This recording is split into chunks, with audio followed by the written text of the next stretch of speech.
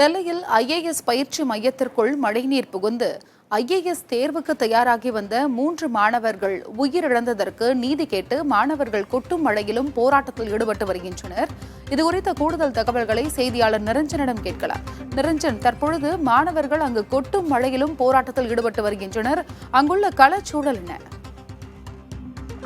டெல்லியில் இன்று மாலைக்கு மேல் கனமழை பெய்யும் என்று ஏற்கனவே இந்திய வானிலை ஆய்வு மையம் மஞ்சள் எச்சரிக்கையை விடுத்திருந்தார்கள். அது மட்டுமில்லாமல் உத்தராகண்ட், ஹிமாச்சல் உள்ளிட்ட மாநிலங்களிலும் சிகப்பு எச்சரிக்கை என்பதும் விடுக்கப்பட்டிருந்தது. மிக அதிக கனமழை பெய்யும் என்று.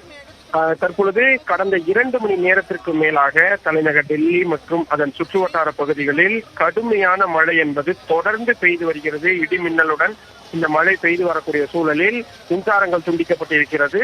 சாலைகளில் பெருக்கெடுத்து ஓடும் வெள்ள நீரின் காரணமாக போக்குவரத்து பெருமளவில் பாதிக்கப்பட்டிருக்கிறது. இந்த பாதிப்புகள் ஒரு பக்கம் இருந்தாலும் கூட டெல்லியில் இந்த 3 மாணவர்கள் நீரில் மூழ்கி உயிரிழந்த சம்பவம் தொடர்பாக கிட்டத்தட்ட 5 நாட்களுக்கு மேலாக நீதி கேட்டு போராடி வருகின்றனர். சக மாணவர்கள் தற்பொழுது டெல்லியில் பெய்யும் கொட்டும் மழையையும் பொருட்படுத்தாமல் பதாகைகளை ஏந்தி அவர்கள் தீவிரமான போராட்டத்தில் ஈடுபட்டிருக்கின்றார்கள். குறிப்பாக அந்த பழைய ராஜேந்திர நகர், கரோல்பாக் உள்ளிட்ட பகுதிகளில் எல்லாம் பெய்து வரும் கனமழையின் காரணமாக இடுப்பு அளவிற்கு மழை நீர் தேங்கி இருக்கிறது.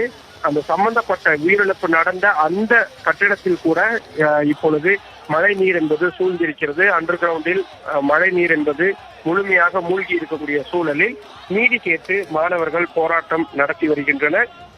அவ்வப்போது காவல்துறையினர் வந்து அவர்களை அப்புறப்படுத்துவதும், பிறகு மீண்டும் மாணவர்கள் ஒன்று சேர்ந்து போராட்டம் நடத்துவது என்பதையும் தொடர்ச்சியாக மேற்கொண்டு வரக்கூடிய நிலையில் மழை பெய்து வந்தாலும் அதை பொருட்படுத்தாமல் தற்பொழுது மாணவர்களது போராட்டம் தொடர்ந்து வருகிறது. டெல்லியின் பல இடங்களில் கடுமையான பிரச்சனை என்பது ஏற்பட்டிருக்கிறது. டெல்லி அமைச்சர் அதிஷி அவர்கள் தற்பொழுது பெய்து வரக்கூடிய கனமழையை நாங்கள் கவனித்து வருகிறோம், துரிதமான நடவடிக்கைகள் என்பது நடந்து வருகிறது என்று அவரே சொல்லியிருக்கிறார். அப்படி என்றால் நிலைமை எந்த அளவிற்கு மோசமாக இருக்கும் என்பதை புரிந்து கொள்ள முடியும். இது ஒரு பக்கம் இருக்கக்கூடிய நிலையில் மற்றொரு பக்கம் மாணவர்களது போராட்டமும் இந்த கனமழையிலும் தொடர்ந்து வருகிறது. ஐஏஎஸ் பயிற்சி மையத்திற்குள் மழைநீர் புகுந்து 3 மாணவர்கள் உயிரிழந்தனர். அதற்கு நீதி கேட்டு தற்பொழுது டெல்லியில் கொட்டும் மழையிலும் மாணவர்கள் போராட்டம் நடத்தி வருகின்றனர். உங்களுடைய தகவலுக்கும் நன்றி நிரஞ்சன்.